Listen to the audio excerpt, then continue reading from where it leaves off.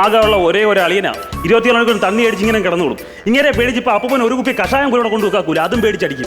എന്ത് ചെയ്യാനാണെന്ന് എന്റെ ജീവിതം തകർക്കാവുന്ന കാലമാണ്. എന്തോ പറയാൻ എന്റെ വിധി. അയ്യോ നിങ്ങളുടെ വിധി എഴഞ്ഞു പോകുന്നോണ്ട് ഇറങ്ങി പോകുമ്പോ ആലോചിക്കണം നിങ്ങളുടെ വിധിയൊക്കെ ഉണ്ടാവുന്നു. എഴഞ്ഞ പിന്നെ ബാക്കിയുള്ള ആൾക്കാരൊക്കെ നടന്നു പോകും. ഇവ അന്നോട്ട് എഴഞ്ഞലി പൊക്കൊണ്ടിരുന്നത്. നിങ്ങൾക്ക് എത്ര നല്ല ആലേന വന്നെയാണ് ചേച്ചി ആവശ്യമില്ലാത്ത പരിപാടിക്ക് പോയിട്ട്. എനിക്കറിയാം ഇങ്ങനെ കൂടി നിങ്ങളുടെ കാരണക്ക് പോ പിന്നെ കൊഞ്ഞണം കുത്തുന്നു.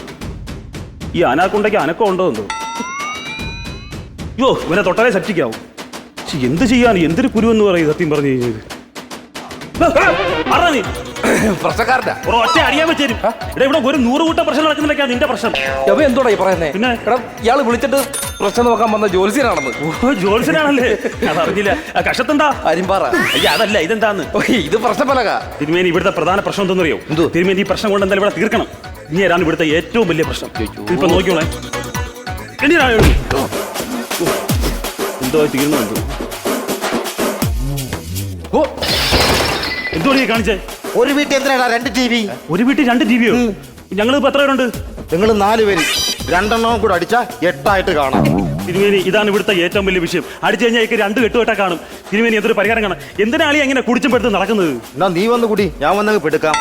ചെയ്യാനാ തിരുമേനി? ഞാൻ പോയി പെടുക്കാം. ഞാൻ പോയി പറയുന്നത്